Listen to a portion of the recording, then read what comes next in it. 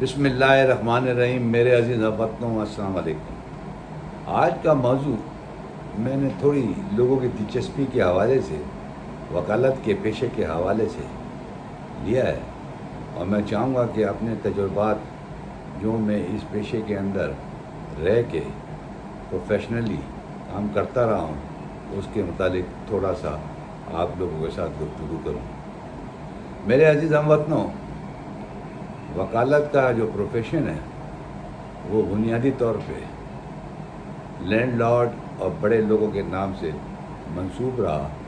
یہ ان لوگوں کی ہابی ہوا کرتی تھی کہ وہ عدالتوں میں مقدمات لڑتے تھے۔ آج یہ پروفیشن 2020 میں اس نوعیت کا پہنچ گیا ہے کہ اب یہ روزگار کے لیے ایک پروفیشن رہ گیا ہے۔ اس میں لوگ محنت کرتے ہیں، عزت کے ساتھ اپنے مقدمات کو لڑتے ہیں اور اس کو ایک نوبل پروفیشن کی طرح اختیار کرتے ہیں۔ اس کی بنیادی تعلیم گریجویشن کے بعد LLB کی ڈگری لینی ہوتی ہے، جو ایک بنیادی راستہ ہوتا ہے، ایک بنیادی ڈگری ہوتی ہے جس کے حوالے سے آپ اس پروفیشن میں داخل ہو سکتے ہیں۔ اس سے پہلے اس کے اندر بڑی ترقی ہوئی اور LLM یعنی ماسٹر آف لاء اور PhD بھی اب پاکستان میں کرائے جا رہے ہیں، جبکہ بارڈ لاء لندن سے لوگ کر کے آتے ہیں۔ اس بات بتانے کا مقصد میرا یہ ہے کہ اس میں جو شخص محنت کرتا ہے، ایمانداری سے کام کرتا ہے، وہ وقت کے ساتھ ساتھ اپنی پوزیشن بناتا چلا جاتا ہے۔ یہ نہیں ہو سکتا کہ راتوں رات وہ ایک بہت بڑا وکیل ہو جائے۔ اس میں اس کو محنت کرنی ہوتی ہے اور بنیادی طور پہ مختلف سیڑھیاں ہیں پروفیشن کے اندر جس کو چڑھنا پڑتا ہے۔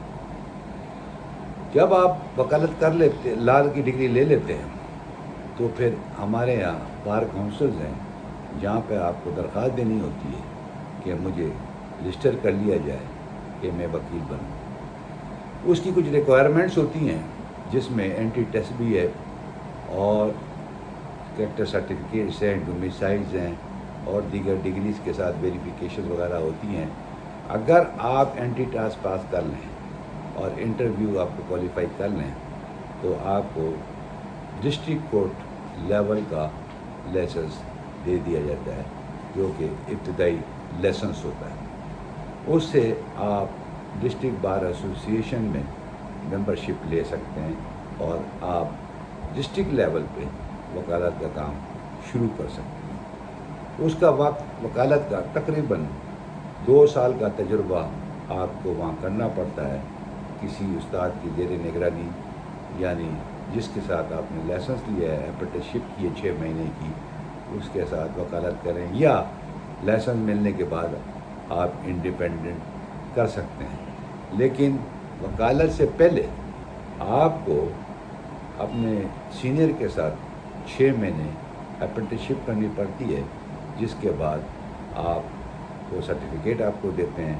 اور آپ اس کو بار کونسل میں جمع کراتے ہیں۔ میرے بھائیوں، بتانے کا مقصد یہ ہے کہ لوگوں کا اس چیز کا علم ہو کہ وکالت کا جو پروفیشن ہے وہ کیا چیز ہے۔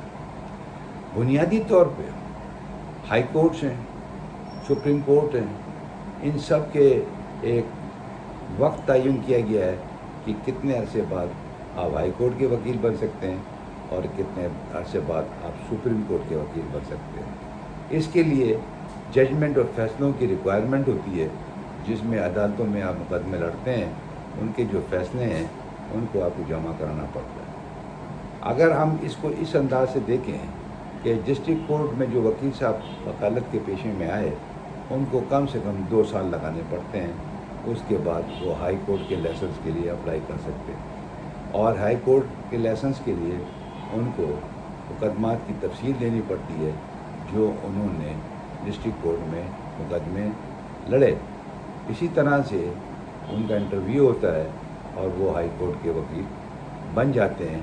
اگر کمیٹی یہ فیصلہ کر لے کہ یہ اہل ہے ہائی کورٹ کے وکیل، جب وہ ہائی کورٹ کی وکالت کرتے ہیں اور اس دوران میں ان کے ساتھ پہلے 10 سال ہوا کرتا تھا، اب اس کو امینڈ کر کے 7 سال کر دیا ہے، تو جو 7 سال کی آپ کی وکالت ہے ہائی کورٹ میں انرولڈ ہونے کے بعد، اس کو آپ اس میں جو آپ مقدمات لڑتے ہیں ان کی لسٹ بنانی پڑتی ہیں۔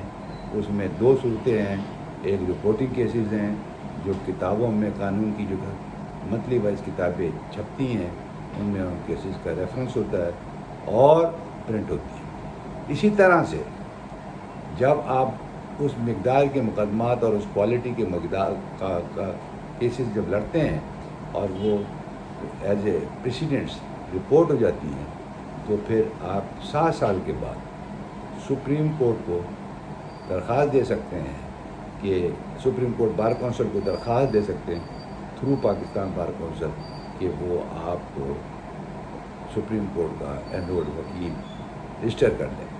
لہٰذا اس کی بھی ریکوائرمنٹ ہے اور اس کو کوالیفائی کیا جاتا ہے، جس میں فٹنس سرٹیفکیٹ چیف جسٹس اس پروونس کا دیتا ہے جس میں آپ وکالت کر رہے ہوتے ہیں۔ اس کے ساتھ ساتھ ان کی کیسوں کی لسٹ دینی پڑتی ہیں جو آپ کے رپورٹڈ ہوئے، کیسوں کی ان رپورٹڈ ہوئے، اور میرٹ اور ڈی میرٹس کے جو کیسز ہیں وہ آپ پٹ اپ کرتے ہیں۔ پھر ان کی کمیٹی بیٹھتی ہے اور اس کے بعد فیصلہ ہوتا ہے، ریفرنس ہوتا ہے کہ جناب اس کو سپریم کورٹ بار کونسل کا لائسنس ملے یا نہ ملے۔ ریجیکٹ بھی کر سکتے ہیں، ڈیفر بھی کر سکتے ہیں، تاکہ کچھ عرصے کے لیے جو کمی بیشیاں رہ گئی ہیں ان کو پورا کیا جائے، اور اس طرح سے وہ سپریم کورٹ کا لائسنس اس کو مل جاتا ہے جس کے اندر وہ سپریم کورٹ کی وکالت کر سکتا ہے۔ سپریم کورٹ کا جو لائسنس ہے وہ ڈسٹریبیوشن سیریمنی میں چیف جسٹس اور سپریم کورٹ ایوارڈ کرتے ہیں، اور وہ ایک بہت اعزاز کی بات ہے وکیل صاحبان کے لیے جو سپریم کورٹ کے وکیل رجسٹر ہوتے ہیں۔ میرے عزیز بھائیوں، ہر صوبے میں ایک ہائی کورٹ ہے اور ہر صوبے میں ایک سپریم کورٹ کا بینچ جاتا ہے جو پھر وقتاً فوقتاً عدالتیں لگاتا ہے، جہاں پر سپریم کورٹ کے کیسز اس صوبے کے حوالے سے سنے جاتے ہیں۔ اب تو ویڈیو لنک کے ذریعے بھی سپریم کورٹ کے کیسز رواں دواں ہیں اور سنے جا رہے ہیں۔ بتانے کا مقصد صرف اتنا سا تھا کہ آپ کے ذہن میں ایک ذائقہ آ جائے کہ وکالت کس طرح سے لائسنس لیے جاتے ہیں اور کس طرح سے کیے جاتے ہیں۔ اب میں اس کے دوسرے حصے کی طرف آتا ہوں۔ جتنی بھی ہماری بار کونسلز ہیں، ڈسٹرکٹ بار کونسل ہو گئی،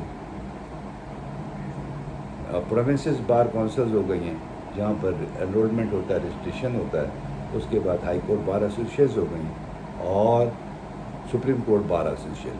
ایک ہمارے وکالت کے حوالے سے پاکستان بار کونسل ہے جو پورے پاکستان کے ممبران اس میں الیکشن جیت کے آتے ہیں۔ اسی طرح سے جہاں جہاں ہمارا بینچ پروونس کا جاتا ہے ہائی کورٹ رینک کا، وہ وہاں پر بھی بار کونسلز اس علاقے کی بن جاتی ہے جہاں بینچ تشریف لے جاتا ہے، تو وہاں کے مقدمے سنتا ہے، اور کانسٹنٹ بینچز 12 مہینے روٹیٹ کرتے رہتے ہیں اور کوٹیں قائم کر دی گئی ہیں وہاں پر، اور وہاں پر کیسز چلتے ہیں تاکہ وہاں کا عام آدمی مین پرنسپل بینچ پہ آنے کی بجائے اپنے شہر کے یا جہاں ان کا بینچ ہے اور جو علاقہ ان کی جوریڈکشن میں آتا ہے وہاں پر مقدمہ آسانی سے کارروائی کر سکے۔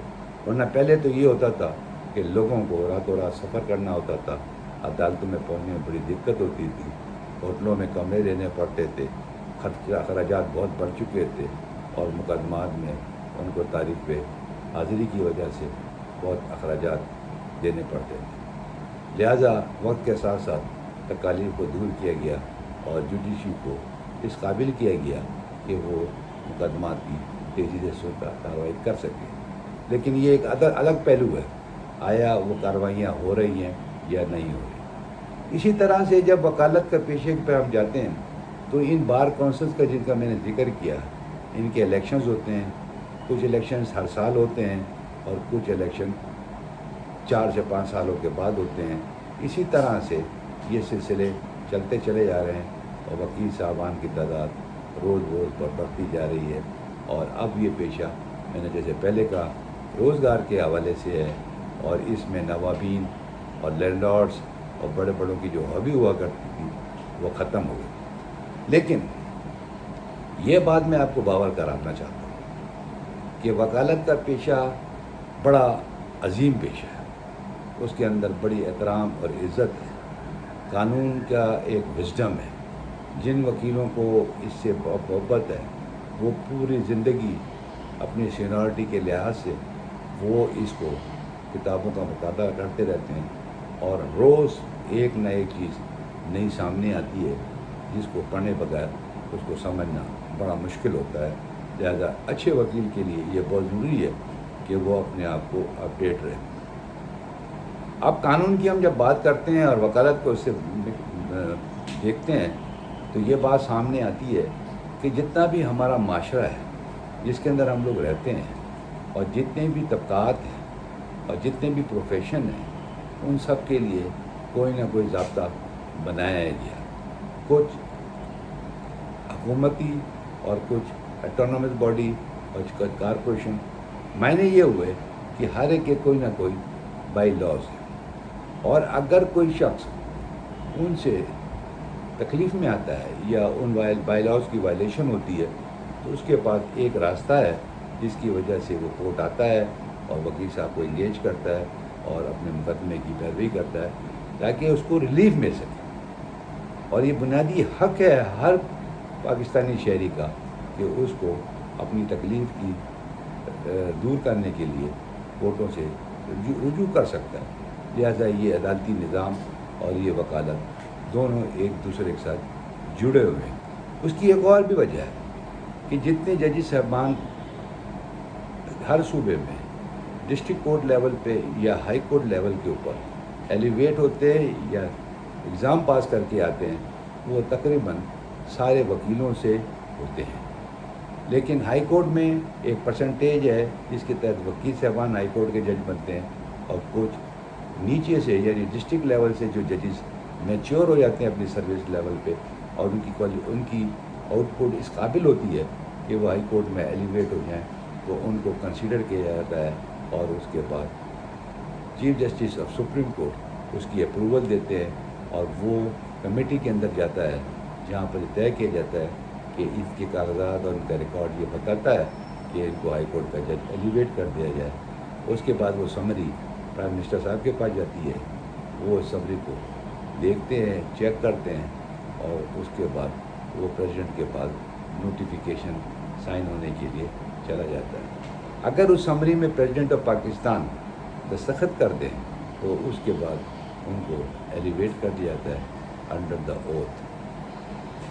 میرے بھائیوں, وکالت کا جو پیشہ ہے اس کی بنیادی وجہ اس لیے نہیں ہے کہ میں اس پیشے سے ہوں, وہ اس لیے ہے کہ جتنے بھی مسائل ہیں پاکستان کے عوام کے حوالے سے وہ عدالتوں میں جا کے ہی ملتے ہیں, اور اس کے لیے آپ کو ایک وکیل صاحب کی ضرورت ہوتی ہے جو آپ کے مقدمے کا کیس تیار کرتے ہیں, آپ کے مسائل کو, آپ کی زبانی کو جو آپ بتاتے ہیں ان کو قانونی شکل دیتے ہیں, اور اس صورت میں جو قانون آپ کو اجازت دیتا ہے کہ آپ اس میں جائیں اور اپنے مسئلے کا حل کریں, یہ وکیل صاحبان ہی ہیں جو آپ کو بتاتے ہیں, اور وہ آپ کو اس کورٹ میں لے کے جاتے ہیں جہاں وہ مقدمہ داخل ہوتا ہے, اور پھر اس کے بعد وہ اس کی پیروی کرتے ہیں, اور سارا کچھ کرنے کے بعد ایک ورڈکٹ آ جاتا ہے یعنی فیصلہ آ جاتا ہے. یہ ساری باتیں وکالت کے حوالے سے آپ کو سمجھنے کی ضرورت ہے کہ اس میں آپ کے پاس یہ بات کہنے کا جواز ہوگا کہ ہو سکتا ہے کہ آپ کو اچھا ایکسپیرینس نہ رہا ہو, لیکن سارا نظام اگر درم برہم ہو جائے کہ اگر اچھے لوگ اس پیشے میں نہ ہوں. لیکن یہ بات بھی سمجھنے کی ہے کہ جو وکالت کے پیشے میں آنا چاہتا ہے اس کے لیے بنیادی بات یہ ہے کہ وہ محنت کرے. جو شخص اس پیشے کے اندر محنت کرتا ہے وہ ہمیشہ ترقی کرتا ہے. وہ وزڈم جس کو ہم عام زبان میں یہ کہتے ہیں کہ جناب وکیل صاحبان تو ڈبل گریجویٹ ہوتے ہیں. ڈبل گریجویٹ ہونا ایک الگ ایشو ہے اور وزڈم حاصل کرنا ایک الگ ایشو ہے, اور وہ مطالعے سے ہوتی ہے.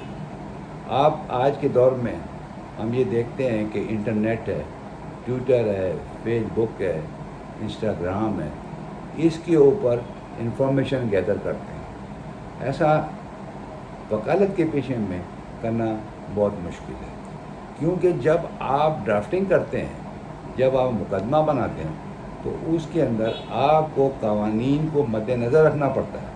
سب سے پہلے آپ کو قانون پڑھنا پڑتا ہے کہ کس قانون کے تحت اور کیا قانون کتنی آپ کو اجازت دیتا ہے, اور اس کے اندر کیا سپیریئر کورٹس نے ایسے معاملات کے اوپر کیا فیصلے دیے ہیں, ان سب کا مطالعہ آپ کو کرنا پڑتا ہے. یہ نہیں ہو سکتا کہ آپ نے کوئی بھی مقدمے کی نقل کاپی اٹھائی اور اٹھا کے اس کو نقل کر کے نام بدل دیے, فیکس بدل دیے اور مقدمہ داخل کر دیا. ایسے حالات کے اندر آپ کے مقدمے میں بہت بڑے چانسز ہوں گے کہ وہ فیل ہو جائے گا, یعنی وہ مقدمے میں آپ جیت نہیں سکیں گے. لہٰذا وکیل صاحبان کی ذمہ داری ہے کہ وہ اپنے مطالعے کو بہت تیزی کے ساتھ ہر روز, کیونکہ قانون میں تبدیلیاں آ رہی ہیں, ساری دنیا میں تبدیلی آ رہی ہیں, تو وکالت کے پیشے کے اندر قوانین کے اندر بھی تبدیلیاں آ جاتی ہیں, ان کو دیکھنا پڑتا ہے. نئے نئے نظائر آ جاتے ہیں, ان کے سے حاصل کرنا پڑتا ہے تجربہ, تاکہ آپ اپنے مقدمے میں وہ چیزیں داخل کر سکیں جو اس وقت کی ریکوائرمنٹ ہوتی ہے. اسی کا نام ہے وزڈم, اور وزڈم ایک کوئی بازار میں چیز نہیں بکتی, وہ صرف کہ صرف انسان اور وکیل اپنی محنت کے ساتھ جب کرتا ہے تو اس کو اس کا اللہ تعالیٰ اجر دیتا ہے. ہمارے یہاں ہمیشہ نیگیٹیوٹی کی باتیں بہت زیادہ ہوتی ہیں, کبھی ہم پازیٹیولی سوچتے نہیں ہیں, لیکن لوگ مجبور ہیں. نیگیٹیوٹی کی جو ان کی باتیں ہوتی ہیں وہ ہمارے پیشے کے لوگ کہہ سکتے ہیں کہ یہ غلط بات کر رہے ہیں, لیکن ان کے جو تجربے ہیں اس کو بھی مد نظر رکھنے کی ضرورت ہے. وہ کیوں غلط کہیں گے؟ وہ اپنے تجربے کے سے جو چیزیں ہمارے وکالت کے پیشے سے حاصل کرتے ہیں اسی کو وہ دنیا کے سامنے کرتے ہیں. اگر کوئی وکیل صاحب ان کے ساتھ اچھا رویہ رکھتا ہے, اچھی طرح سے ان کا مقدمہ لڑتا ہے, ان کی بات سنتا ہے, ان کے ساتھ حق اور انصاف کی بات کرتا ہے, ایمانداری کے ساتھ چلتا ہے, تو میں نہیں سمجھتا کوئی بھی شخص یہ کہہ دے کہ یہ آج وکیل صاحب برے ہیں. ایسا نہیں ہوتا. کچھ نہ کچھ لوگ اس طرح کی گفتگو ضرور ہو جاتی ہوگی جس سے یہ معاملات نفی کی طرف چلے جاتے ہیں. لیکن بنیادی طور پہ میں پیشے کی بات کر رہا ہوں, پروفیشن کی بات کر رہا ہوں. یہ اتنا عظیم پیشہ ہے جس کے اندر انسان اپنی زندگی کو بھی اور اپنی انسانیت کو بھی اور اپنے آپ کو بھی ریفارم کرتا ہے. وہ دنیا کے مسائلوں کو حل کرتے کرتے یہ سمجھ آ جاتی ہے اس کو کہ یہ اتنی بڑی بڑی غلطیاں لوگ کرتے ہیں, میں نہ کروں. یہ سب سے بڑی اس کے اندر عنایت ہے. اس کے اندر آپ اپنے اندر ریفارم کر لیتے ہیں, آپ اپنے یوگا کر لیتے ہیں کہ یہ ساری مصیبتیں جو میں وکالت کے پیشے میں ان کے ساتھ نبرد آزما ہوں, اس میں مجھ سے یہ کام نہ ہو جائے, میں یہ غلط کام نہ کروں. اور اس طرح سے اس کی اندر ایک ڈیولپمنٹ, اس کی اچھائی, اس کی سمجھ بوجھ, اس کی ذہنیت, اس کی شخصیت, اس کا وقار, اس کو دنیا میں رہنے کا طریقہ, وہ عزت کس کو کہتے ہیں, اس کو وہ سمجھتا ہے. یہ وقت کے ساتھ ساتھ آتی ہے. بعض دفعہ شروع میں انسان جذباتی ہوتا ہے, پیسہ بھی اس کو چاہیے ہوتا ہے, جھوٹ بھی وہ بول دیتا ہے, غلط کام بھی وہ کر سکتا ہے. غلطیاں انسان سے ہوتی ہیں, اس کو اس انداز سے نہیں لیں. لیکن اگر آپ کو یہ احساس ہو جائے کہ میں نے یہ غلط کام کیا اور مجھے یہ غلط کام نہیں کرنا چاہیے تھا, تو وہ بہتری کی طرف جائے گا. لہٰذا میں یہ نصیحت تو نہیں کر رہا, صرف اپنے تجربے سے بات کر رہا ہوں. تکالیف ہر پیشے میں آتی ہے, کیونکہ جب آپ اسپیس بنانے کی کوشش کرتے ہیں تو رکاوٹیں تو آتی ہیں. لوگ آپ پہ کم اعتماد کرتے ہیں کیونکہ آپ نئے نئے جاتے ہیں, نئی نئی باتیں ہوتی ہیں. وہ وکیل تلاش کرتے ہیں جن کے بال سفید ہو جاتے ہیں, جن کی داڑھی سفید ہو جاتی ہے. وہ سمجھتے ہیں کہ ان کے پاس یہ عمر کے حساب سے تجربہ زیادہ ہوتا ہے. ایسا نہیں ہے. علم کسی کی میراث نہیں ہے. جو شخص بھی چاہے وہ علم حاصل کرتا ہے, اس کے لیے کوئی پابندی نہیں. ایسی ماضی کے اندر مثالیں آپ کو ملیں گی جنہوں نے اپنی زندگی کے ساری عمر محنت کری اور علم حاصل کیا، اور اسی طرح سے آج ان کو اچھے لوگوں اچھے ناموں میں تاریخ میں یاد کیا جاتا ہے، ان کی کتابیں لکھی جاتی ہیں، ان کو ایک سامنے رول ماڈل بنایا جاتا ہے۔ تو لہٰذا اگر کوئی شخص اپنی محنت کرتا ہے اور وہ رول ماڈل بن جاتا ہے تو اس سے لوگوں کو حسد نہیں کرنا چاہیے، رش کرنا چاہیے کہ ہم بھی ایسی ہی محنت کریں، ایسے ہی کیس لڑیں، ایسے ہی وکالت کریں، اچھے لوگوں کے ساتھ بیٹھیں، اچھی باتیں کریں۔ اب ہمارے پیشے کے اندر بہت سارے معاملات آتے ہیں، پیسہ بھی کرپشن کے بھی حوالے سے معاملات آتے ہیں، لیکن ایسا نہیں کہ سارے وکیل کرپٹ ہیں، نو، اچھے وکیل بھی ہیں، وہ مقدمہ سنتے ہیں آپ سے اور آپ کو صحیح رائے دیتے ہیں۔ اگر وہ سمجھتے ہیں کہ یہ مقدمہ آپ کا نہیں بنتا، کوئی قانون آپ کو اجازت نہیں دیتا، تو وہ آپ کو منع کر دیں گے۔ آپ کتنی بھی ان سے کوشش کریں گے وہ آپ کا مقدمہ لے لیں، وہ کبھی نہیں لیں گے۔ اس لیے ان کو معلوم ہے کہ یہ مقدمہ غلط ہے، اس کو اگر میں داخل کروں گا تو میری عزت خراب ہوگی، اس سے لوگوں کو نقصان ہوگا، اور کسی جس کے خلاف کروں گا اس کا بھی نقصان ہوگا۔ لیکن یہ سمجھ بوجھ جلدی نہیں آتی، تھوڑا وقت لگتا ہے، کیونکہ ہر آدمی کو بنگلہ بھی چاہیے، گاڑی بھی چاہیے، اور دولت بھی چاہیے، اور اس نے گھومنا پھرنا بھی ہے، وغیرہ وغیرہ۔ اس لیے اس پیشے کے اندر بہت ساری چیزیں اچھی ہیں اور کچھ کمی بھی ہو سکتی ہے۔ اب میں آتا ہوں بار کونسلس کے حوالے سے۔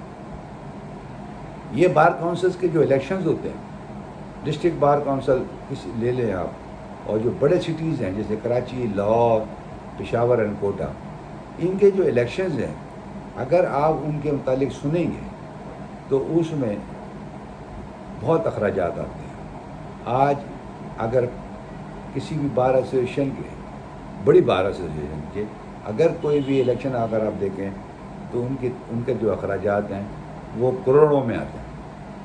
اگر پریزیڈنٹ اور جنرل سیکرٹری کی پوسٹوں کو اگر آپ لے لیں تو میں سمجھتا ہوں کہ دوسری پوسٹیں ہیں اس پہ جو لوگ الیکشن لڑتے ہیں وکیل، ان کے بھی لاکھوں میں خرچ آتے ہیں، لیکن جو مین پوسٹ ہیں ان پہ کروڑوں پہ خرچ آئے جاتے ہیں۔ دعوتیں ہوتی ہیں ہوٹلس کے اندر، کھانے ہوتے ہیں، کلیئرنس ہوتی ہے، اس طرح سے مزید مختلف اخراجات ہوتے ہیں جو روز صبح اور شام مہینوں سے چلتے ہیں گے تاکہ الیکشن کے اندر وہ ووٹ کنسیو کر لیں۔ اب اس کے اندر گروپنگ بھی ہوتی ہے، گروپ بنے ہوئے ہیں گے، کوئی ایک گروپ سے لڑ رہا ہوتا ہے، کوئی دوسرے گروپ سے لڑ رہا ہوتا ہے، اور اس طرح سے وہ الیکشن ہو رہے ہوتے ہیں۔ سوال یہاں یہ پیدا ہوتا ہے کہ جو شخص پروفیشن میں آتا ہے، جو وکیل بنتا ہے، اس کو اتنے پیسے خرچ کرنے کی کیا ضرورت ہے؟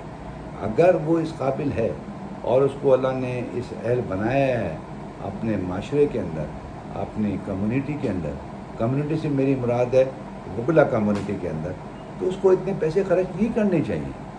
اگر وہ لوگوں کی ممبرشپ کلیئرنس کراتا ہے تو اس کا مطلب کیا ہوا کہ وہ وکیل صاحبان اس کلیئرنس کی وجہ سے ووٹ دیتے ہیں۔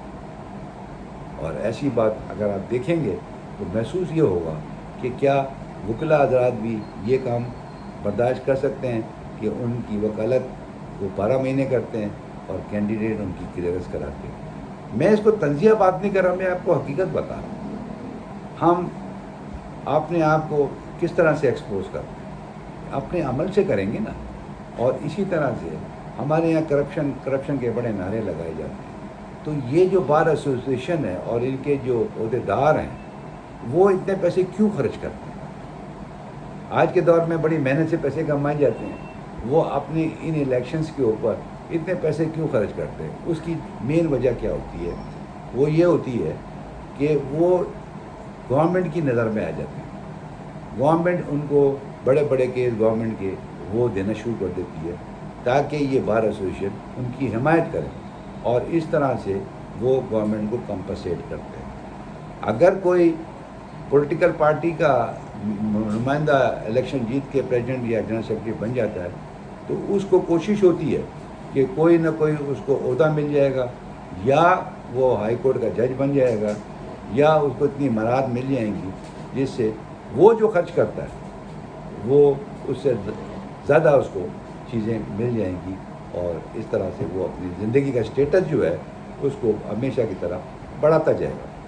اسی طرح ہائی کورٹ بار ایسوسیشن کے الیکشنز ہوتے ہیں، اس کے اندر بھی یہی صورت حال ہے کہ پیسے کا بڑا روانی کے ساتھ خرچ کیا جاتا ہے۔ بڑے بڑے ہوٹلوں کے اندر 5 اسٹار ہوٹلوں میں کھانے کھلائے جاتے ہیں یہ وکلا کو، اور ہر کینڈیڈیٹ کھلا رہا ہوتا ہے، ایک نہیں۔ اگر ایک نے 5 دعوتیں کی ہیں ایک مہینے کے اندر تو دوسرا 6 دعوتیں کرے گا، اس طرح اور کینڈیڈیٹس ہیں۔ ایسا محسوس ہوتا ہے کہ وکلا حضرات وہ پورا مہینہ گھر میں کھانا نہیں کھاتے اور دعوتوں میں شریک ہوتے ہیں تاکہ وہ اپنے کینڈیڈیٹ کو سپورٹ کر سکیں یا جس نے اس کو انوائٹ دیے۔ کہ دوسری پوسٹیں ہیں اس کے اوپر تو ہلکا پھلکا اخراجات وہ بھی لاکھوں میں آ جاتے ہیں، وہ کینڈیڈیٹ کرتے رہتے ہیں، اور اجتماعی طور پہ جب رزلٹ آتا ہے تو کینڈیڈیٹ تو ایک ہی جیتتا ہے چاہے اس میں کتنے بھی کھڑے ہوں۔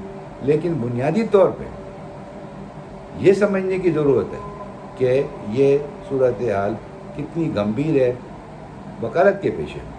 اب میں آتا ہوں سپریم کورٹ بار ایسوسیشن کے، اس کے اندر بھی 2 گروپ بنے ہوئے ہیں، ایک وکیل صاحب کا ہے، ایک دوسرے وکیل صاحب کا۔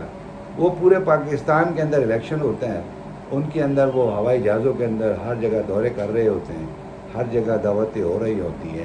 آپ اندازہ تو لگائیے کہ کیا یہ الیکشن ایک ایم پی ایم این اے سے بھی بہت زیادہ پیسہ خرچ ہو جاتا ہے اس کے اندر، جو سپریم بار کو اندر، اور وہ 1 سال کے لیے ہوتا ہے۔ آپ اس سے اندازہ لگائیے کہ آپ کس حد تک اس وکالت کے اندر پیسے کا بے دریغ سیاست کے حوالے سے، الیکشن جیتنے کے حوالے سے، بار ایسوسیشن کے الیکشن جیتنے کے حوالے سے خرچ ہوتا ہے۔ میں یہ باتیں اس لیے آج کر رہا ہوں کہ ہم یہ سمجھتے ہیں، اور میں ذاتی طور پہ یہ سمجھتا ہوں کہ سب اخراجات جو الیکشن کے حوالے سے ہوتے ہیں وہ مناسب نہیں ہیں، کیونکہ یہ پروقار پیشہ ہے۔ اس میں کسی کینڈیڈیٹ کو کسی بھی وکیل کی کلیئرنس کرانے کی ضرورت نہیں ہے۔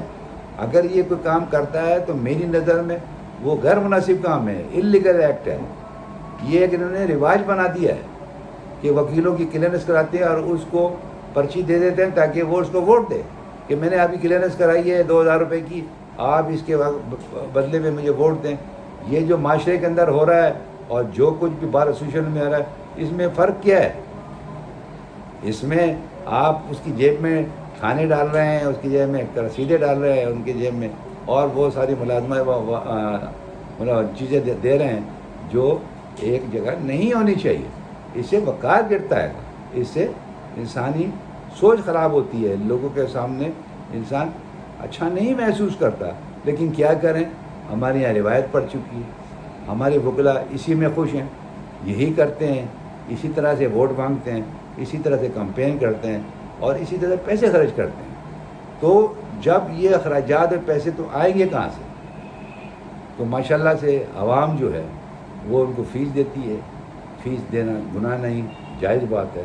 لیکن کرپشن کا جو کنسیپٹ آ جاتا ہے، جو معاملات ججی صاحبان کے ساتھ ہم لوگ کہتے ہیں کہ عدلیہ نا انصافی کرتی ہے، عدلیہ انصاف نہیں دیتی، عدلیہ کرپشن کرتی ہے وغیرہ وغیرہ، تو بھائی تالی ایک ہاتھ سے نہیں بجتی۔ کیا عدلیہ روڈوں پہ آ کے پیسے مانگتی ہے؟ ایسا نہیں ہے، اس کے ساتھ کوئی میڈیشن ہوتی ہے، کوئی نہ کوئی سلسلہ لگا ہوا ہوتا ہے، چاہے وہ کسی نوعیت کا ہو۔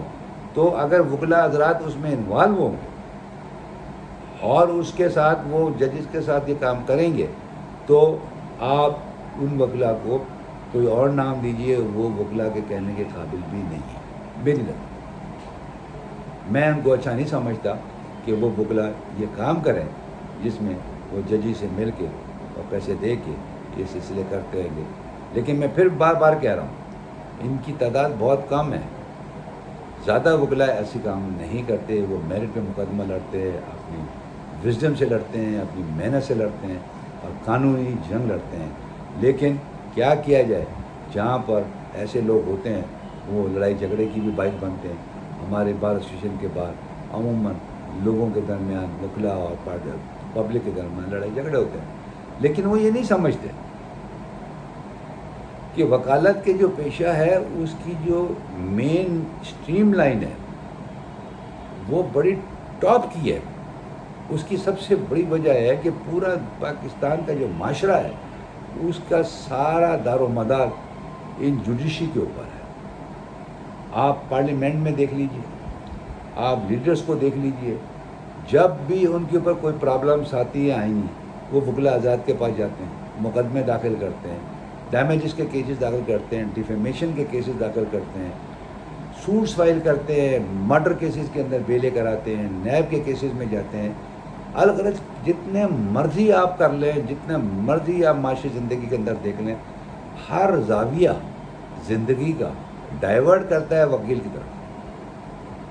آپ کورٹ کے اندر خود نہیں جا پائیں گے، آپ کو کسی نہ کسی وکیل کی مدد کی ضرورت ہوتی ہے، اور جتنے بھی 45 قوانین موجود ہیں جو کہ ڈائریکٹلی پبلک انوالومنٹ ہے، اور جو پروسیجرز ہیں، جو کتابیں پروسیجرز کی لکھی گئی ہیں وہ الگ ہیں، لیکن جو لا ہے وہ ڈائریکٹ ہے۔ تو ہر چیز وکلا اور جوڈیشری کے درمیان میں ہوتی ہے۔ پروزیکیوشن بھی وکلاؤں میں سے ہی بنتے ہیں، ان کے پاس بھی لا کی ڈگری ہوتی ہے، وہ وکیل ہوتے ہیں تو وہ پروزیکیوشن میں جاتے ہیں۔ مراد بتانے کی یہ ہے کہ ہر لیول پہ اگر آپ دیکھیں معاشرے کے اندر امپورٹنس دیکھیں تو وہ وکیل صاحب کی ہوتی ہے، وہ وکالت کی ہوتی ہے۔ ہر آدمی چاہتا ہے کہ میں اچھا وکیل انگیج کروں، اور اچھے وکیل ان کو مل جاتے ہیں جو ایماندار ہوں، عزت دار ہوں، اور ان کی معاملات کو سمجھ سکیں۔ میرا اس حوالے سے ایک بات عوام سے بھی ریکویسٹ ہے جو مجھے سن رہے ہیں، کہ آپ اپنے جو سوچ ہے، اپنا جو مائنڈ سیٹ ہے، اس کو تبدیل کریں، کوشش کریں تبدیل کریں۔ میں بھی ایک وکیل کی حیثیت سے آپ کو بہت سارے مقدمات بتا سکتا ہوں، لیکن میں نے یہ دیکھا ہے، اور میری ذاتی آبزرویشن یہ ہے، کہ جو شخص بھی کسی مصیبت میں آتا ہے وہ یہ کوشش کرتا ہے کہ وکیل کو فیس نہ دیں، یہ اس کی کوشش ہوتی ہے، اور رشوت میں چاہے اس کا مکان بک جائے وہ میں بیچ کے دے دوں تاکہ اس کا مسئلہ حل ہو جائے۔ اچھے وکیل کہتے ہیں کہ آپ کا مسئلہ حل ہو جائے، بٹ آپ کو ویٹ اینڈ سی کرنا پڑے گا، وہ وقت لگتا ہے۔ لیکن اگر آپ یہ کوشش کریں کہ آپ فوراً آپ کو ریلیف مل جائے گا، تو وہ ریلیف تو مل جاتا ہے جو اس کو اس وقت ضرورت ہوتی ہے، اور جس قانون کے مطابق اس کو ملنا چاہیے، لیکن وہ ریلیف نہیں ملتا جو وہ سوچ کے ہے۔ سوچ کے مطابق قانون نہیں ہے۔ واقعات اور حالات یہ بتاتے ہیں کہ جب آپ کو تکلیف آتی ہے تو آپ قانون کی وائلیشن کرتے ہیں تو تکلیف آتی ہے، اگر آپ وائلیشن نہ کریں تو وہ تکلیف آپ کو آنی نہیں ہے۔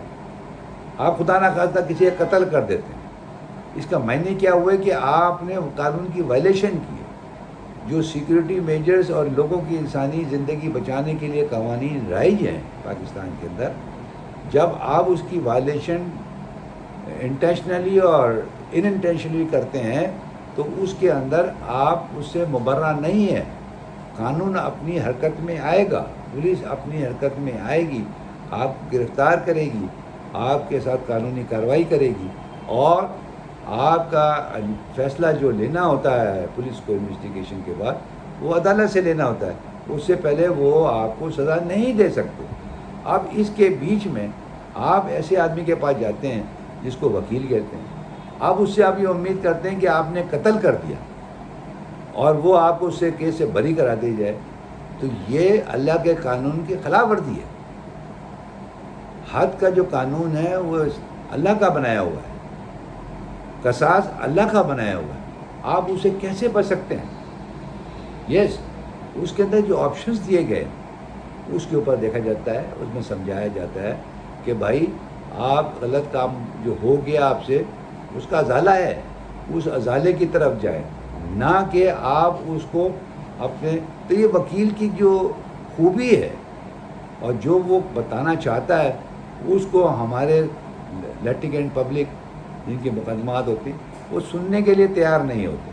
وہ یہ کہتے ہیں کہ وکیل صاحب آپ کس دنیا میں رہتے ہیں، کون سی آپ نے زندگی کے اندر تیر مار لیے جو آپ ہم کو یہ نصیحت کر رہے ہیں، فلاں وکیل نے بچا لیا، فلاں وکیل نے بچا لیا۔ تو میں یہی عرض کرتا ہوں ان سے کہ بھائی آپ ان کے پاس جائیے، آپ ان سے یہ کرا لیجئے، لیکن میرا جو نظریہ ہے وہ یہ کہتا ہے کہ آپ ان چیزوں سے بچ نہیں سکتے۔ وقتی طور پہ تو آپ کو شاید ریلیف مل جائے، لیکن آپ یہ دیکھیے کہ جیلوں میں کیا حال ہے. جیل میں یہی لوگ جو غلط کام کرتے ہیں وہی تو پہنچتے ہیں. آپ کا پرائم منسٹر یہی بار بار کہتا ہے کہ بھائی آپ ان چیزوں سے بچو، قانون کی پاسداری کرو، لیکن ہم نہیں کرتے. ہم لا اینڈ آرڈر کو اپنے میں ہاتھ میں لینا فخر سمجھتے ہیں. اسی طرح سے ہم وکیل بھی اسی پروفیشن سے ہیں، تو ہم بھی اسی معاشرے سے آئے ہیں. کوئی آسمانی مخلوق تو ہم بھی نہیں ہیں. ہم میں بھی بہت سارے اچھے ہیں تو بہت سارے ہمارے سے ناراض ہوں گے. لیکن حقیقت تو یہ ہے کہ معاشرے میں جب بگاڑ آتا ہے تو ہر پروفیشن خرابی کی طرف جاتا ہے. لیکن جتنے بھی خرابی کے پروفیشن ہیں ہمارے ملک میں، جیسے ڈاکٹر ہیں، انجینئر ہیں، اور بہت سارے بیوروکریٹس ہیں، آپ کی پولیس ہے. آپ یقین کریں کتنے پولیس والے جیلوں کے اندر پڑے ہیں. ایسا نہیں کہ پولیس والے مبرہ ہو جاتے ہیں. اوپر والے کی اللہ کی جب لاٹھی چلتی ہے میرے بھائی تو وہ کسی کو نہیں بخشتا.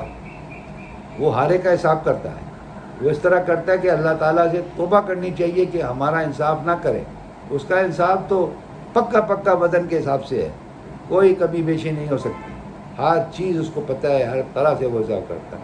تو یہی وکیلوں کا کام ہے کہ وہ اللہ سے ڈرے اور ان لوگوں کو وہ راستہ دکھائے جو قانون بتاتا ہے.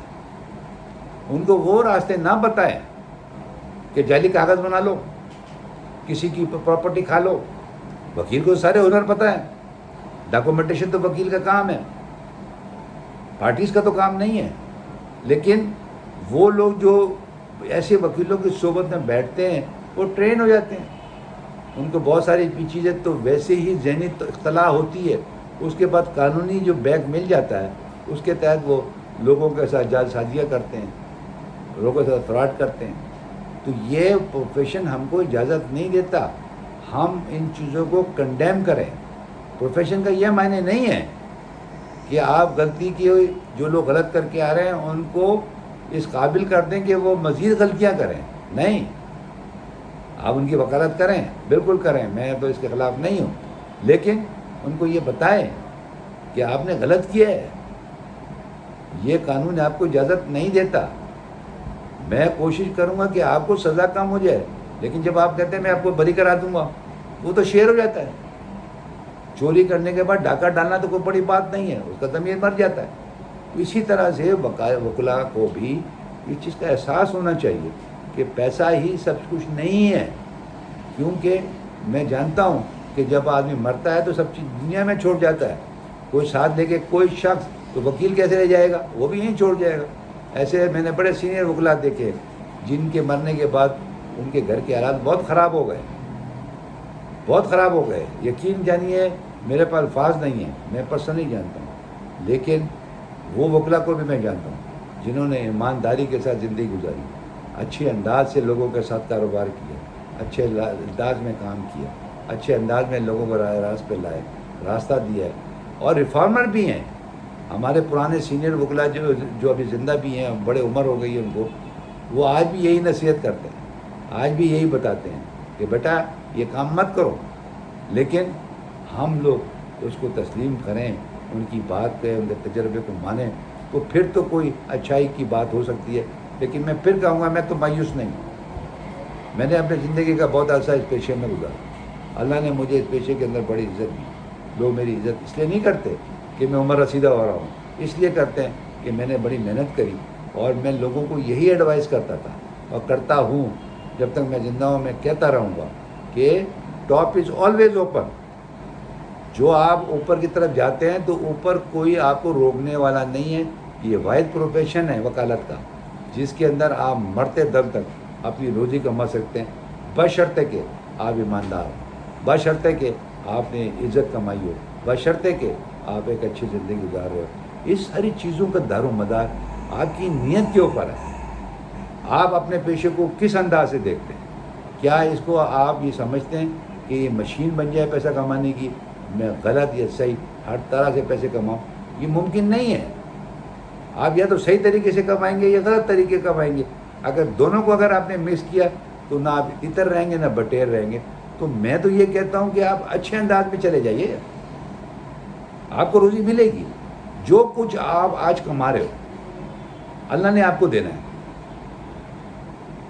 کیوں دینا ہے؟ کہ اس نے آپ کو کہا ہے کہ یہ آپ کا انداز ہے کہ آپ کیسے لیتے ہو. میں تو آپ کو دے رہا ہے, میں نے تو آپ کے لیے فکس کیا ہوا ہے کہ یہ چیزیں کہیں بھی جاؤ گے میں دوں گا, تو بھائی اس کو صحیح طریقے سے لے لو. ہو سکتا ہے کہ وہ آج آپ کی نہیں ملے کیونکہ آپ کو ضرورت نہیں ہوگی, لیکن جب آپ محنت کریں گے, زندگی کے ساتھ اچھی طرح چلیں گے, تو اللہ تعالیٰ آپ کو آگے دے دے گا. جب آپ کی ضرورت ہوگی, وقت ہوگا, آپ کی سہولت آپ کو دے دے گی. کیونکہ پروفیشن کی جب آپ عزت کریں گے, لوگوں کی مدد کریں گے, تو وہ لوگ آپ کو بہتر طریقے سے ریسپانس کریں گے. تو وکالت کا جو پیشہ ہے آج جو میں نے موضوع رکھا, کیونکہ میں آئے دن سنتا ہوں کہ جج تو جج, وکیل صاحبان بھی ان کے ساتھ 2 قدم آگے ہیں. تو مجھے دکھ ہوتا ہے کہ ہم سب ایک دوسرے ایک لائن کے اندر لوگوں کو نوا دیتے ہیں, خطاب دے دیتے ہیں. یہ ہماری سوچ ہے. ایسا ممکن نہیں ہے کہ اگر سارے بدی میں چلے جائیں گے تو معاشرہ کدھر جا کے کھڑا ہوگا. اس لیے میں ہمیشہ کہتا ہوں کہ آپ اپنے تجربے کو ایک پرٹیکولر مسئلے پہ یا ایک پرٹیکولر کیس کے اوپر نہ رکھیں. تالی دونوں ہاتھ سے بچتی ہے. اگر وکیل صاحبان کے اوپر آپ کہتے ہیں کہ انہوں نے آپ کے ساتھ اچھا سلوک نہیں کیا, تو کوئی نہ کوئی جگہ آپ نے ان کو موقع دیا ہو, آپ نے ان سے کوئی غلط کام لینے کی کوشش کی ہوگی, تو وہ بھاپ جاتے ہیں. لوگ ہر طرف تک کے ہر سوچ کا بندہ ہے, وہ بھاپ جاتے ہیں کہ یہ آدمی صحیح راستے پہ چلنے والا نہیں, یہ غلط کام کرتا آ رہا ہے. اب مثال کے طور پہ کوئی قاتل ہے, عام آدمی اسے کیوں بھاگتا ہے؟ وہ اس لیے بھاگتا ہے کہ اس کو خوف ہوتا ہے کہ یہ تو قتل کر دیتا ہے. لیکن ایسا ہوتا نہیں ہے. ہو سکتا ہے کہ اس سے قتل غلطی سے ہو گیا, ہو سکتا ہے کہ اس نے قتل نہیں کیا ہو سکتا ہے کہ اس کے ساتھ اپنے سیلف ڈیفینس کے اندر کوئی چیز ہو گئی ہو.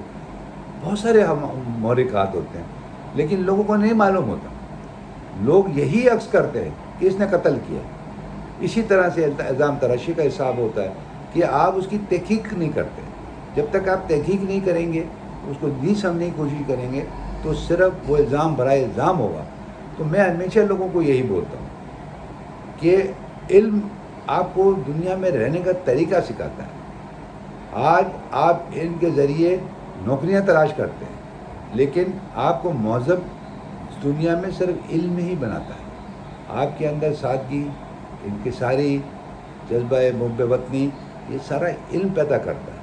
جب تک آپ پڑھے لکھے نہیں ہوں گے, آپ علم حاصل نہیں کریں گے, یہ چیزیں آپ کے اندر پیدا نہیں ہو سکتی. تو وکیل کے لیے تو پھر ماشاء اللہ سے انٹرنس ہی اس کی ڈبل گریجویشن کی ہے. جب تک وہ ڈبل گریجویٹ نہیں ہوگا, بی اے اور LLB جسے ہم کہتے ہیں کہ وہ نہیں ہوگا, تو وہ وکالت میں آ ہی نہیں سکتا. لہذا وکلا حضرات کو بھی چاہیے, مجھے بھی چاہیے, ہماری عوام کو بھی چاہیے کہ سمجھیں کہ الزام تراشی مناسب نہیں ہے. آپ اپنے آپ کو ٹھیک کریں. وکلا بھی تو آپ کی برادری میں سے آ رہے ہیں. آج کل آپ کتنے محاورے آپ نے وکلا کے حضرات کے اوپر بنائے ہوئے ہیں, کتنے لوگ ان کو ٹی وی چینلز کے اوپر ذکر کرتے رہیں گے, کتنی دفعہ وکلا کرٹیسائز ہوتے ہیں گے, لیکن کوئی نہ کوئی وجہ تو ہے کہ آپ اس جگہ پہ کیوں پہنچے. آج آپ دیکھیے گا کہ ہمارے سیاست کے اندر کتنے لوگ لیڈرز بنے ہوئے ہیں گے, اور بہت ساری بھاری تعداد میں وکلا حضرات ان سیاسی جماعتوں کے اندر ہیں. لیکن آج میں یہ سوچتا ہوں کہ جو سیاست خاندانی موروثی سیاست کاروبار بن گئی ہے, اس میں ان وکلا جو کہ نامی گرامی ہیں, جن کے پاکستان میں بڑی بڑی نام ہے, لوگ ان کو بڑی عزت سے دیکھتے ہیں اور بڑی بڑی فیسیں ان کو دیتے ہیں جو انسان عام آدمی سوچ بھی نہیں سکتا. وہ ایسی سیاسی جماعتوں میں کیوں ہیں؟ آپ وکلا کے جو پیشے کے حوالے سے ہم بات کرتے ہیں, تو یہ بات تو صحیح ہے کہ وکلا ہی سے سیاستدان بنتے ہیں, وکلا میں سے ہی ملک کے لیڈر بنتے ہیں, پرائم منسٹر بنتے ہیں. آپ دیکھ لیجئے, بانی پاکستان قائد اعظم محمد علی جناح بھی اسی پروفیشن سے تھے, وکالت کے پیشے سے تھے. آپ دیکھ لیجئے بھٹو شہید کو, وہ بھی وکیل تھے اور وکالت کے ہی ذریعے سے بنے. اور بہت ساری آپ کو مثالیں مل جائیں گے. سہروردی صاحب کو آپ دیکھ لیجئے, وہ بھی وکیل تھے, پھر وہ پرائم منسٹر بنے.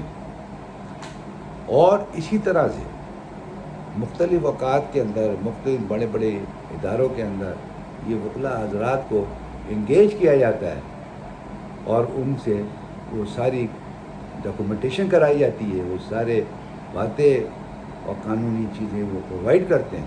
جتنے بھی بینکس ہیں وہ سارے لیٹیگیشن وکلا کے ذریعے ہی تو کرتے ہیں. وہ خود تو کوئی چیز ڈیسائیڈ نہیں کرتے. ہر چیز کے اندر اگر لوپ ہول ہوگا تو وکیل صاحبان کے سامنے تو ہوگا، اور اگر آپ ان سے غلط کام لیں گے تو آپ سمجھتے ہیں کہ وہ آپ کے ساتھ غلط نہیں کریں گے. نہیں، آپ تیار رہیے، وہ ہوگا جو آپ ان سے کروا رہے ہیں. تو ان کے پاس بھی یہ مواقع ہوں گے کہ وہ ان چیزوں سے فائدہ اٹھائیں اور اس سے آپ بدگمانی پیدا کرتے ہیں. لیکن غلطی ان کی وکیل صاحب کی بعد میں ہوگی، پہلے آپ کی ہوگی، کیونکہ آپ نے جو پہلا قدم اٹھایا وہی غلط تھا. آپ نے وکیل صاحب سے غلط ڈاکومنٹ بنوایا، آپ نے جھوٹ بول کے ڈاکومنٹ بنوایا، کوئی بھی نظریے سے آپ نے بنایا، یا وکیل صاحب نے آپ کے مشورہ مانگنے کے اوپر وہ چیز بتائی. لیکن کہیں ایسا تو نہیں ہے کہ وکیل صاحب روڈ پہ چلے گئے اور جا کے آپ کے کاغذ بنا کے دے دیں گے بھائی یہ کر لو. ایسا نہیں ہوتا. آپ ان کے چیمبر میں جاتے ہیں، ان کو اپنی ردا سناتے ہیں، ان سے آپ یہ تعلقات پیدا کرتے ہیں کہ وہ آپ کو ان چیزوں میں مدد کرے. لیکن وکیل صاحبان کو کوشش کرنی چاہیے کہ وہ چیزیں دور رہیں، چاہے کچھ بھی ہو جائے، وہ ان سے اس قسم کی کاموں میں شامل نہ ہوں جس سے ان کی بے عزتی اور بدنامی ہو. کیونکہ آخر کا قانون وکیل صاحبان کے اوپر بھی نافذ ہے. ایسا نہیں ہے کہ قانون صرف عام پبلک کے اوپر ہے، وکلا کے اوپر بھی ہے. پتہ نہیں کتنے کیسز وکلا کے اوپر بنے. لیکن میں ان سیاستدانوں کو، وکلا کو آج دیکھتا ہوں کہ وہ نئے جن کی ان کے بچوں کی عمر ہوگی، ان وکلا حضرات کے بیٹوں کے برابر ان کے چیئرمین ہیں، بیٹیوں کے برابر وہ کرتا دھرتا بنی ہوئی ہیں. لہٰذا ان کو سوچنا چاہیے کہ ان کا اتنا بڑا مقام، اتنی انہوں نے وکالت کری، اتنا عزت کمائی، سیاست کی، الیکشن لڑے، اور وہ ان کے پیچھے ہاتھ باندھ کے کھڑے ہوئے ہیں جو ان کی اولادوں کے عمر کے ہیں. تو یہ ایک عجیب سی داستان ہے ہمارے ملک کے اندر. ہر طرف ایک بے ترتیبی ہے، کوئی سوچنے کے تیار نہیں ہے. ہو سکتا ہے کہ ان کے مفادات ہو، لیکن جو وکیل 75-76 سال کی عمر کو پہنچ چکا ہے، یا 65-66-70 سال کی عمر کو پہنچ گیا، وہ کیا ان چیزوں سے فائدہ اٹھا سکتا ہے؟ اس کو تو سوچنا چاہیے کہ وہ اپنی زندگی آسان کرنے سے سیاست میں مداخلت نہ کرے. لیکن ہمارے ملک میں یہ سوچ بڑی دیر میں آتی ہے جب سر پہ سے پانی گزر جاتا ہے. تو آج کا جو موضوع وکالت کے حوالے سے تھا، اس میں نے سوچا کہ میں کچھ باتیں کروں جس کی وجہ سے آپ تک یہ رسائی ہو سکی. آخر میں سوچوں گا اور کہوں گا کہ سارے وکیلوں کو ایک نظر سے آپ نہ دیکھیں، آپ اپنے مسائل کا حل تلاش کریں، بہت خوبی کی بات ہے. لیکن اس میں یہ نہیں ہونا چاہیے کہ ہم اپنے مفادات کے لیے دوسروں کو الزام تراشی کریں، ان کے اوپر بدی لے کے آئیں، ان کو برا کہیں. اس میں سب کا نقصان ہے. آپ کا نقصان نہیں ہے، معاشرے کا نقصان ہے. معاشرے میں وہ چیز نہ پھیلائیں جس کے، یعنی آپ نے کہا کہ بھائی میں فلاں وکیل کے پاس گیا، اس نے پیسے خرچ کر کے یہ کام کرا دیا. اس کی کیا معنی ہے؟ آپ خود وہ چیزوں کی پرچار کر رہے ہیں جس سے معاشرے میں خرابی پیدا ہو. لوگ اس سے غلط سبق لیتے ہیں کہ بھائی اس معاشرے میں یہ ہوتا ہے. میں اس کی طرف جا رہا ہوں کہ ہم کو اس سے بچنا چاہیے، اسے سمجھنا چاہیے کہ ہم کیا غلط کر رہے ہیں. وکیل صاحبان کو اس میں پارٹیسپیٹ نہیں کرنا چاہیے، ان کو ایمانداری کے ساتھ کام کرنا ہے. اپنے پیشے کی عزت کا خیال رکھیں، اپنی عزت کا خیال رکھیں، اپنے خاندان کا خیال رکھیں اور پروفیشن کا خیال رکھیں. اس سے اگر آپ بچ گئے اور آپ نے اپنی زندگی کو صحیح درگاہ پر ڈال دیا تو آپ سے اچھا وکیل پیدا نہیں ہوگا. آپ نامی گرامی عزت دار لوگ ہوں گے، لوگ آپ کے نام کی عزت کریں گے، آپ کی تعریف کریں گے. یہ تعریف منہ پہ کرنے اور آپ کے بعد میں آپ کے پیچھے اگر تعریف ہوتی ہے تو اس کے اندر بڑی عزت بڑھتی ہے، بڑی قدر و قیمت بڑھتی ہے. انسان کو یہ سوچنا چاہیے کہ اچھے کام کرے، اچھی وکالت کرے، اچھے لوگوں سے واسطہ ڈالے اور کوشش کرے کہ بدی سے دور رہے. یہ مصیبت زدہ اگر کوئی ہے، کوئی تکلیف میں ہے، کوئی قانون کے ساتھ اس کی جنگ ہے، تو اس کی مدد کریں. اس کو غلط راستہ بتانے کی بجائے اس کو ہدایت کریں کہ تم نے یہ غلطی کی ہے، اس کا یہ ازالہ ہے، اس طرح سے اس کی کارروائی ہو سکتی ہے. لیکن یہ کہہ دینا کہ میں تم کو کل سے جیل سے نکال دوں گا، یہ پاسبل نہیں ہے. یہ کسی قانون کے اندر نہیں ہے. اگر کسی جج صاحب نے غلطی کی ہے وکالت کے اندر، کسی وکیل صاحب نے جوڑ توڑ کر کے اس کو باہر کسی بندے کو نکال لیا، وہ ایک ایگزامپل سب پہ نہیں ہو سکتی، سب پہ آپ اس کو انفورس نہیں کر سکتے. تو لہٰذا سوچ اچھی پیدا کریں، چاہے کسی پیشے سے بھی ہو. اگر آپ میں سوچ ہوگی، ڈگنیٹی ہوگی، رسپیکٹ ہوگا اور قانون کے متعلق آگاہی ہوگی، آپ قانون کو جانتے ہوں گے، تو پھر آپ کو غلط کام کرنے کی کوئی ضرورت نہیں، کیونکہ آپ کو پتہ ہے کہ اس کام کی یہ سزا ہے. تو پھر آپ کو غلط کام کرنے کی کیا ضرورت ہے؟ آپ کو تو وہ سزا ملے گی. لیکن اگر آپ اس کے ساتھ قانونی جنگ لڑتے ہیں اور آپ کو عدالتیں آپ کو وہ سزا جو اس کے اندر دی گئی ہے اس سے کم بھی کر کے دے سکتی ہے، آپ کی اخلاق کی وجہ سے، آپ کو یہ دیکھ کے کہ اس شخص سے غلطی ہو گئی تو اس کو اتنی بڑی سزا نہ دو. اس کا یہ معنی نہیں ہے کہ جس نے بھی جرم کیا ہے وہ وہاں سے بری ہو کے آ جائے گا، ایسا ممکن نہیں ہے. یہ جس دن ہونے لگا تو اس قوم کا، اس ملک کا نظام ہی تبدیل ہو جائے گا، اور اس سے ہم کو بچنا چاہیے. ہم کو اس کو پرچار نہیں کرنا چاہیے. تو وکالت کا جو پیشہ ہے، آج کا جو میرا موضوع تھا، وہ صرف اس بنیاد پہ تھا کہ یہ پیشہ سارے پیشوں کے ساتھ ملتا ہے، اور اس کو میں کنگ آف آل پروفیشن کہتا ہوں، کیونکہ جتنے بھی پروفیشن ہیں وہ سب شاخیں ہمارے قانون کی کتابوں کے اندر آ کے جڑتی ہیں، اور اس سے مدد لے کے ہم آپ کو، آپ کے معاملات کو، آپ کے مسئلوں کو اس طرح سے بتاتے ہیں جس طرح سے قانون کہتا ہے. لیکن اگر قانون کی دسترس آپ کے پاس ہو تو شاید آپ اس کو بہتر طریقے سے سمجھ سکیں اور وکیل صاحبان سے آپ صحیح طرح نیگوشیٹ کر سکیں اور اپنے مسئلے کو سمجھتے ہوئے بتا سکیں. لیکن بدقسمتی سے ہم لوگ تعلیم سے بہت دور ہیں، ہم قانون پڑھنے سے دور ہیں. ہم اور کتابیں کیا پڑھیں گے؟ ہماری زندگی تو صرف انٹرنیٹ کے اوپر رہ گئی ہے، ٹویٹر کے اوپر رہ گئی ہے اور فیس بک کے اوپر رہ گئی ہے. کتابیں پڑھنے کا تو ہمیں شوق ہی نہیں ہے. لیکن وکیل صاحبان کے لیے یہ ساری پرابلم جو ہے اور سارا مسئلہ جو ہے وہ کتابوں کا ہے. کتاب سے ہی وکیل بنتا ہے، ویسے وکیل نہیں بنے گا اگر اس نے یہ شارٹ کٹ مارنے کی کوشش کری. وقتی فائدہ تو اس کو مل جائے گا، لیکن اس میں وہ بدنام بھی ہو، مسئلے بھی کھڑے ہوں گے. نقل کے لیے عقل چاہیے ہوتی ہے. وکالت کے اندر عقل کی ضرورت ہے، نقل کی نہیں ہے. جو چیز آپ دیکھ رہے ہیں وہ عقل سے، آپ اس کتاب سے، قانون سے آپ سیکھیں. جب آپ اس کتابوں سے نکلیں گے، کتابوں سے چیزیں نکالیں گی جو آپ کے ملک کے قوانین ہیں، تو وکیل کی ذمہ داری یہ ہے کہ ان قوانین سے مسئلے کا حل تلاش کریں کہ اگر یہ مسئلہ اس قانون کے اندر یہ لکھا گیا ہے اس کا کیا حل ہے. آپ اپنے موکل کی خواہش کے مطابق مقدمہ نہ بنائیں. اگر آپ سمجھتے ہیں کہ یہ چیز اس خواہش ہے اور یہ قانون میں اجازت نہیں دیتا، تو اگر آپ اس قانون کو استعمال کریں گے تو آپ کیسے فیض یاب ہوں گے، کیسے آپ سکسیس حاصل کریں گے؟ تو پھر ہک اینڈ کروک کی وکالت ہوگی، اور کوشش کریں اس سے بچیں. میرے بھائیوں، میرے سننے والوں، میں آج اس لیے بات کر رہا ہوں کہ میں نے عدالت کے اندر یہ واقعات 2-3 دیکھے جس کے اندر وکلا اور پارٹیز کے درمیان جھگڑے ہو رہے تھے. کوئی یہاں تک کہ گریبان ایک دوسرے کا ہاتھ میں تھا. مجھے بڑا افسوس ہوا.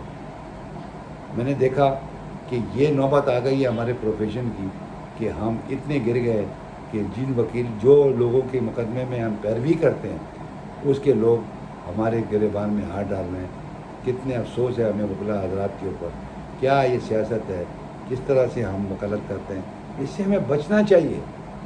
ہم کو اس کو دور کرنے کی کوشش ہے، اور ایسی وکلا جو یہ حرکتیں کرتے ہیں، لوگوں کا نقصان پہنچاتے ہیں، ان کو ایلیمینیٹ کرنا چاہیے. بار کونسل کی ذمہ داری ہے. یہ ہماری لائسنس اتھارٹی جو ہے اس کی ذمہ داری ہے کہ وہ ان لوگوں کو لائسنس وڈرا کر لے، ان کو وکالت کرنا نہ دے تاکہ لوگوں کے ساتھ ناجائز نہ ہو. لیکن ہم یہ کام کرنے کے لیے تیار نہیں ہیں. ہم یہ سوچتے ہیں کہ ہم اچھے رہیں، ہم اپنی ذات کے لیے دیکھیں. لیکن پھر کیا ہے؟ What next? جب معاشرہ ہی برباد ہو جائے گا، معاشرے میں وکیل کی پھر کیا عزت رہے گی؟ جب کسی پروفیشن کے لوگوں کی عزت باقی نہ رہے آج آپ یہ دیکھیں جتنے بھی سیاستدان ہیں ان کی کیا عزت ہے، اور ہر سیاستدان کے پاس ایک وکیل ہے تاکہ ان کی جو مشکلات اور جو ان کے مسئلے مسائل ہیں اس کی وہ پیروی کریں۔ اس کے معنی یہ ہوئے کہ جب سیاستدانوں کا نیب کے کیسز ہوتے ہیں، جیلوں میں جاتے ہیں، آئے دن آپ دیکھ رہے ہیں کئی مہینوں سالوں سے، کم سے کم 2 سال سے تو آپ دیکھ ہی رہے ہوں گے جب سے پرائم منسٹر عمران خان آئے ہیں اور نیب ایکٹیو ہوئی ہے۔ ایکٹیو کیا ہوئی ہے؟ وہ سیاستدانوں کو تو اس نے لانڈرنگ کر کے کلیئرنس دینی ہوتی ہے، یہ تو ہمارے معاشرے کے ملک کے مسائل ہے، لیکن پھر بھی جو کچھ بھی حالات ہیں اس کے اندر تو وکیلوں کی جو کھپت ہے اور جو ان کی ڈیمانڈ ہے وہ اتنی زیادہ ہے اور اتنی پرکشش ہے کہ اگر ہم لوگ ایمانداری کے ساتھ اپنی زندگی گزارنا چاہیں تو اس میں کمی نہیں آئی، لیکن یہ کرے گا کون؟ ہمیں یہ سوچنا ہے کہ یہ باتیں جو میں نے کہی ہیں، میرے سے بہت لوگ ناراض بھی ہوں گے، مجھ سے یہ میرے پہ الزام بھی لگائیں گے، آپ لگائیے، مجھے تو کوئی فرق نہیں پڑتا، میں تو جو دیکھتا ہوں وہی میں یہ ویڈیو میں لوڈ کر دیتا ہوں۔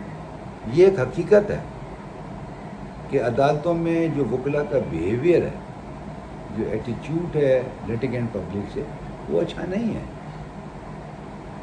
وہ ان کو غلط نظر سے دیکھتے ہیں، ان سے پیسے ایکسٹارٹ کرنے کی کوشش کرتے ہیں۔ فیس لینا ایک الگ بات ہے، فیس طے کرنا یہ ایک الگ چیز ہے، اور دوسرے کاموں کے نام سے لے کے دوسرے لوگوں کے نام سے جو پیسے لیے جاتے ہیں وہ تو کسی طرح بھی جسٹیفائی نہیں ہو سکتے۔ اب اس مثال میں دیتا ہوں، ایک کیس کے اوپر مثال کے طور پہ رینٹ کا کیس ہے، اس پہ 15 سے 20 روپے کے درمیان، 15 روپے کا رینٹ کیس میں، 3 روپے وکالت میں اور 2-3 روپے اور لگا لیے، تقریباً 20 روپے کا ٹکٹ لگتے ہیں۔ میرے پاس تو ایسی شکایتیں بھی لوگوں کی آئی، میرے اپنے عزیز بھی ہیں جاننے والے ہیں، کیونکہ انہوں نے بتایا کہ جناب ہم سے 15,000 روپے کورٹ فی لے لیے، جبکہ وہاں پر 20 روپے ٹکٹ لگتے ہیں۔ ایک صاحب نے مجھے بتایا کہ ٹوٹل ویلیویشن وکیل صاحب نے پوچھی کہ آپ یہ بتائیے کہ آپ کی پراپرٹی کتنی قیمت کی ہے، تو میں نے بتایا کہ 3 کروڑ کی ہے، تو انہوں نے اس کے حساب سے کورٹ فی بتا دی کہ یہ کورٹ فی لگے گی۔ وہ بڑے پریشان ہوئے کہ مقدمے اتنے مہنگے ہو گئے، تو انہوں نے اور لوگوں سے رجوع کیا، تو معلوم یہ ہوا کہ یہ جو کورٹ فی بتائی ہے یہ registration of the transfer of the property بتائی ہے، جبکہ رینٹ کیس میں 20 روپے کا ٹکٹ لگتے ہیں۔ تو بھائی اس انداز سے اگر آپ لوگوں کو بتائیں گے اور لوگ کیوں نہیں پریشان ہوں؟ اب ایک رینٹ کے ایڈجسٹمنٹ کے لیے وہ آیا تو آپ کو وہ لاکھوں کروڑوں روپے آپ کو فیس دے کورٹ فی کی مد میں، کیا یہ جسٹیفیکیشن ہے؟ ایک وکیل صاحب کے خلاف کمپلینٹ آئی تو انہوں نے بتایا پارٹی نے بار کونسل کے اندر کہ جناب انہوں نے تو مجھ سے پاور اٹارنی وکالت نامے کے حوالے سے کہ بھائی میں کورٹ کے اندر پیش ہوتا ہوں تو مجھے مختار نامہ دے دو، انہوں نے میری پراپرٹی کا نام ٹرانسفر کرا لیا۔ اب ایسے مسئلے مسائل میں تو بدنامی ہوتی ہے، اس میں تو کوئی شک نہیں۔ اب وہ شخص جس کا مکان انہوں نے اپنے نام پہ ٹرانسفر کرا لیا پاور اٹارنی لے کے، تو میرے بھائی کیا ہمارا مستقبل ہے؟ کسی کی جمع کنجی پیسے اکٹھے کیے ہوئے کیس مصائب سے اس نے مکان خریدا ہوگا، اس کو انہوں نے وکیل صاحب نے اپنے نام پہ ٹرانسفر کرا لیا۔ تو یہ چیزیں جو معاشرے کے اندر گشت کرتی ہیں اور لوگ سنتے ہیں تو وہ کیا سمجھتے ہیں؟ ان کو بدگمانی بڑھے گی یا کم ہوگی؟ تو یہ وکالت کا پیشہ اتنا عظیم ہے، میں بار بار کہتا ہوں اتنا نوبل ہے کہ لوگ اپنے گھروں کے مسائل ہم سے مشورہ کرتے ہیں، اپنی بہو بیٹیوں کے مسائل ہم سے مشورہ کرتے ہیں، اپنی بچیوں کی شادی بیاہوں کی تکالیف سے ہم سے گفتگو کرتے ہیں۔ ہمارے کو ان کو وہ چیز دینی چاہیے جو ان کے گھر کے اندر سکون پیدا کر سکے، ان کے مستقبل اچھا کر سکے، ان کو بدی سے روک سکے، ان کی مشکلات کو دور کر سکے۔ جب انسان آپ کے اوپر اتنا بھروسہ کر رہا ہے کہ وہ ہر وہ چیز بتا رہا ہے جو اس نے کھائی پی، گھر میں رہے، بچے بچی اور ہر چیز کا وہ آپ کو بتا رہا ہے، تو وہ آپ پہ کتنا اعتماد کر رہا ہے۔ اس اعتماد کا ایٹیچیوڈ دیکھے اس بندے کا کہ اس کا اتنا اعتماد ہے آپ کے اوپر کہ وہ کسی چیز کو آپ سے چھپا نہیں رہا. اس کا کتنا اعتماد ہے. اور پھر ہم اس کے ساتھ زیادتی کریں, ہم اس کے ساتھ پراپرٹی اپنے نام پہ کر لیں, اس کو جھوٹی طریقے سے کیسوں کے متعلق بتائیں, یہ اچھی بات نہیں ہے. یہ کسی طرح سے بھی کوئی بھی مہذب معاشرہ اس کو پسند نہیں کرے گا. میں کہہ دوں کہ جناب ہم لوگ بہت پارس ہیں, نہیں, ہم سے غلطیاں ہوتی ہیں, لیکن اس کا ازالہ بھی تو آپ کریں, اس کو ٹھیک تو کریں. میں ایک آدمی کو جانتا ہوں, میرا موکل بھی ہے, اس نے جناب ایک وکیل صاحب سے کوئی بات کی, انہوں نے کہا جی آپ ایسا کریں, مجھے اتنے پیسے دے دیں, میں یوں کر دوں گا, میں وہ کر دوں گا. انہوں نے دے دی. ہونا ہوانا تو کچھ نہیں تھا, بچے کو پھانسی لگ گئی. اب وہ گئے ان کے پاس, انہوں نے کہا بھائی میں نے تو لوگوں وکیل ججوں کو دیے تھے پیسے, اب ان سے میں اکٹھے کرتا ہوں واپس, جتنے بھی مل گئے وہ میں آپ کو واپس کر دوں گا. تو جتنی بھی رقم تھی اس کا 1/15 حصہ وہ تھوڑا تھوڑا کر کے ریکور کرتے رہے بقول ان کے. لیکن جو کوئی ان کے کہنے لگے یہ ریکور ہو, جیسا آپ کا ٹرانسفر ہو گیا میں یوں جاؤں گا. آخر کار میں وہ جس آدمی نے پیسے دیے تھے وہ میرے پاس بھی آیا. میں نے سنا تو میں نے اس کو یہی کہا کہ کیا کر سکتے ہیں, کیا ہم کچھ کہہ رہے ہیں. لیکن کچھ عرصے بعد معلوم یہ ہوا مجھے کہ وہ بیچارہ بھی فوت ہو گیا, اور وکیل صاحب وہ سارے پیسے جو ان سے بد میں انہوں نے لیے تھے وہ اب کس کو واپس کریں گے, کیسے واپس کریں گے. ایک عجب کہانی ہے اور عجب معاملہ ہے. اس طرح سے اگر آپ معاملات کو دیکھیں گے اور سنیں گے, میں نے تو آپ کو